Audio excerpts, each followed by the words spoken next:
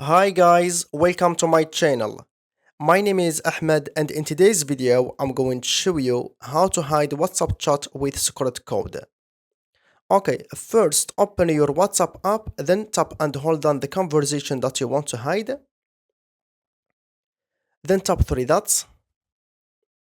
Then tap lock chat. Then tap continue. Then draw unlock pattern. Then tap locked chats. Then draw unlock pattern again. Then tap three dots. Then tap chat lock settings. Then turn on hide locked chat option.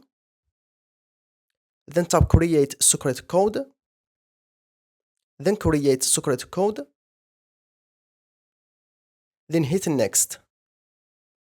Then confirm secret code. Then hit done. Now go back by clicking the arrow button over here. Again. And as you can see, the chat has been hidden. Now, if you want to find the hidden chat, go to search box.